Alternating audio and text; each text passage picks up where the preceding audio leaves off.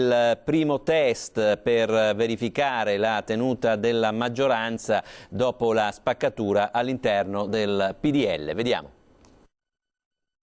Dibattito, sospensione, conciliaboli di consiglieri, riunioni lampo sul nodo del contendere, il potere di veto dei sindaci. Maratona Fiume a Palazzo Ferrofini per l'approvazione del piano casa, primo terreno di scontro tra i consiglieri dell'ex PDL, parte passati al nuovo centrodestra di Angelino Alfano, in 4 confluiti in Forza Italia. Oltre 100 gli emendamenti presentati dal Parlamentino Veneto al lavoro da giorni sulla legge varata dalla Giunta regionale. Chiaro Leonardo Padrin, capogruppo forzista. Dobbiamo trovare un equilibrio fra il diritto del cittadino e la responsabilità che ha il tutore del territorio, che è il sindaco. Questo è il punto difficile sul quale serve discutere. Noi vogliamo che tutti i cittadini del Veneto, indipendentemente dal comune in cui abitano, abbiano le stesse opportunità.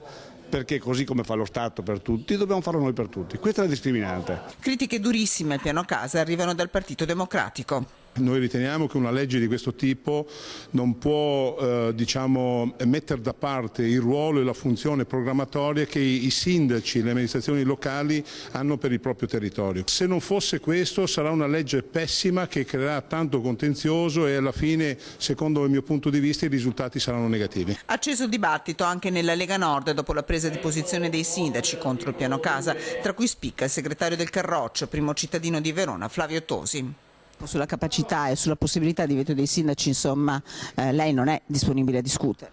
È una posizione su cui o vengono garantite quelle che possono essere vincoli ben definiti, o altrimenti sarebbe sicuramente meglio lasciare al sindaco il controllo del territorio. Più che divisioni c'è un confronto anche all'interno della Lega stessa, perché da un lato vogliamo dare una mano ai cittadini che con questo piano casa possono ristrutturare la propria casa oppure demolirla e ricostruirla.